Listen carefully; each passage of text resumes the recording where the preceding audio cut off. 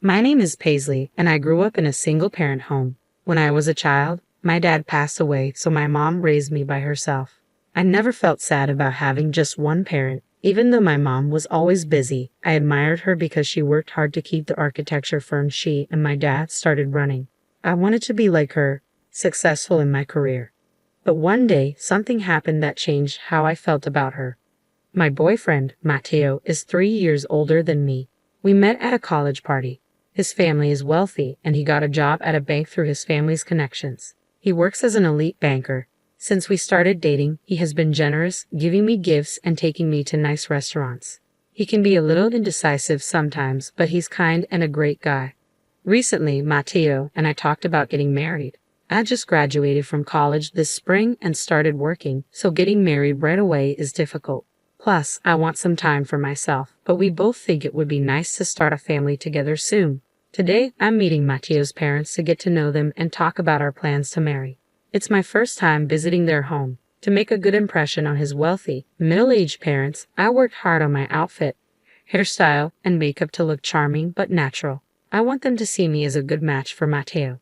With these thoughts, I headed toward the front door to leave the house. "Mom, I'm heading out. I'm going to visit Matteo's house today," I said. "Oh, right. Make sure to be polite," my mom, who was working from home, said, looking up from her computer. "I know. See you later," I said, leaving the house feeling excited. After taking a train and a bus, I arrived at Matteo's house in the neighboring town. It's a huge house like something out of a fairy tale. I had Matteo tell me his parents' favorite cake shop beforehand, and I bought a cake there. I rang the doorbell. "Ah, Paisley, we've been expecting you." "Welcome," Matteo greeted me with a gentle smile as I stepped inside. When I entered the living room, I realized how spacious and grand the house was. The decor was elegant and fancy, making me feel the wealth of Matteo's father, who is a bank executive. "Nice to meet you. My name is Paisley," I said, feeling a bit intimidated but still smiling and bowing my head to greet them. "Welcome, Paisley. We're pleased to meet you. Please have a seat. I'll prepare some tea, so please wait a moment," Matteo's mother said warmly. "Paisley, I'm Matteo's father. Welcome to our home. Please make yourself comfortable," said my future father-in-law. Matteo's parents were kind just as I imagined. They seemed like a perfect family in a fairy tale. We started talking over the tea and cake I had brought. His mother was a great talker, and his father was a good listener. Matteo joined in sometimes and nodded along to my stories. I thought this happy time would last forever. But everything changed when we talked about my family. "So, you lost your father at the age of 5, and then your mother raised you alone?" "Paisley, she must be a wonderful woman. I respect her as a fellow mother. The fact that you've become such a wonderful woman is a testament to your mother's upbringing. We need to learn from her as parents," Matteo's mother said, praising my mom and me. "Yes, my mother is indeed my role model," I replied, feeling hopeful about having a good relationship with Matteo's family. But then Matteo's mother changed her tone. "However," she said, "coming from a single-parent household and being self-employed, I'm afraid it's not quite suitable for you to become Matteo's wife." Matteo's father nodded in agreement, adding, "It's a matter of trust and stability. We're concerned about potential financial issues and the reliability of such a background." I was shocked. They had just praised me, and now they were calling me unsuitable. I didn't know what to say and instinctively turned to Matteo for support. "Mom, Dad, not this again. What does it matter, her family situation? It's a minor fact," Matteo defended me. But his parents wouldn't listen to him. "No matter the reason, we can't trust a family with only one parent. We'd be troubled if we were asked to lend money because of financial difficulties," Matteo's father said, looking more serious. "Besides, it's not common for a single mother to be able to send her daughter to college. It makes us suspicious if there was another man's support involved. We can't accept a loose woman as a family member. Our family has been bankers since my grandfather's time," Matteo's mother said. Her words hurt even more because they weren't outright insults. Matteo tried to argue back, but he couldn't convince them, and they ended up arguing among themselves. "We can accept that you're just dating her for fun, but you should consider the impossibility of marrying her. The lifestyle levels are too different between you and this girl. I think you'll end up breaking up due to differences eventually," Matteo's father concluded. Matteo couldn't argue back. He just listened to his parents quietly. Finally, he turned to me with his head bowed. "I'm sorry, Paisley. I can't marry you after all," he said. What? Just because I'm from a single-parent family, do I have to give up marrying you? I asked, feeling devastated. I don't want to say this either. Please don't blame me, Matteo replied, his voice strained. You knew about my family situation for a long time, didn't you? You even met my mother. Do you also think that my family and I are unsuitable for your family? I asked, hoping he would disagree.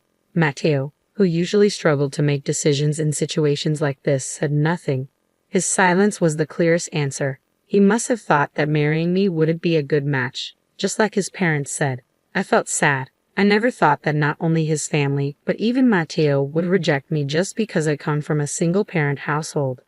Paisley, please just go home, he finally said with a strained voice. Honestly, I didn't want to stay there a second longer either. I'm leaving. I'm sorry for the trouble, I said. No one tried to stop me. They probably felt relieved that I left. With tears streaming down my face, I retraced my steps and went straight back home. When I got home, my mother noticed my tears and asked me what happened. There was no point in lying to her. She knew where I had been and what I was doing. It felt like I was dishonoring my mother's way of life, and I really didn't want to tell her. But I told her everything. As expected, my mother was infuriated by the harsh treatment I had received. Well, so that's the kind of family they are. It seems like your boyfriend Matteo was just going along with them. Certainly, a marriage with a guy like that wouldn't last long, so I think it's better not to marry him, she said, trying to comfort me. Mom, I began, but she continued. It must have been tough. You did well, my mom said. Even after hearing the terrible things that Matteo's family said about her, my mom still worried about me and hugged me. Then she asked, which bank does Matteo's father work for?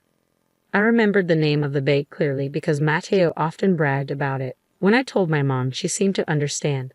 Paisley, your mom might not earn a lot, and you don't have a father in the house. It's okay to feel unlucky about that, but remember, you should never feel embarrassed or inferior, she said. After your father left, I raised you always believing this, so I will never forgive Matteo and his family, she added. Even though I had cried my eyes out on the way home, tears began to well up again. My mom's words reminded me of something important. I love my mom very much. I admire her hard work, and I want to be just like her someday. It's ridiculous to deny my admiration for her for the sake of Matteo and his family, who dismiss it for such a trivial reason. The next day, my mom said to me, I checked, and as I thought, our company does have dealings with Matteo's father's bank. I don't want to deal with a bank where the father of a man who dumped my daughter so harshly works, so I'm going to cancel the contract. I'll explain the whole situation. I don't know what will happen, but if they say trust is important, let's make sure they understand that they no longer have my trust. Mom called the bank right when it opened, bypassed the loan officer, and asked for the branch manager. Branch manager, she began. We're terminating our dealings with you. Yes, I'm sorry it's so sudden, but it seems that one of your officers has severely mistreated my daughter. If you're willing to hear the details, I'd be happy to come and explain it personally. What do you say? She finished. I overheard my mom's conversation just before I went to work. I knew she was going to terminate the contract, but I didn't know what would happen next. I didn't understand what it meant until a few days later when I got a call from Matteo asking me to meet him at a nearby park. When I arrived, Matteo and his parents were there. His parents were glaring at me. Matteo asked me in a troubled voice. My dad suddenly got fired, and when I asked why, they said it was because of my girlfriend. What on earth have you done, Paisley? In that moment, I understood everything. What it means to sever a contract and what it means for a banker to lose trust. It all became clear to me. If someone who lends and borrows money based on trust loses that trust, they essentially lose their livelihood. If there's a cause that erodes the vital trust from customers, it must be eliminated. In other words, his father was expelled from the company as the root of all evils that undermine trust. What I discovered later was that Matteo and his father, just like they did with me, looked down on customers who they considered poor, causing them all sorts of problems. It seemed it was only a matter of time before they were fired. The final straw was just a call from my mother. This wasn't something I accomplished through my own strength. I don't possess such power, but it was something my family did for me. I should tell them this proudly and confidently. You insulted my mother, so she retaliated with her power, I stated. Matteo's father responded incredulously, What? There's no way a company run by the parents of a poor girl like you could have enough influence to get me fired just by filing a complaint. Indeed, the company run in my parents' name isn't that large, but my mother's influence isn't limited to just one design office she runs. Even without direct involvement in management, she holds a position that allows her to influence companies. I replied, now, I can fully understand the meaning of all the transactions my mother had with the bank at the time. I'm sure it's something like this. My mom's company itself isn't large. However, my mom is also registered as a non-executive director in several companies my grandfather runs. So what it means to have enough influence over you guys is that all contracts with my grandfather's companies were also terminated. I listed a few of the companies my grandfather manages. The color drained from his father's face quickly. That's ridiculous, he muttered.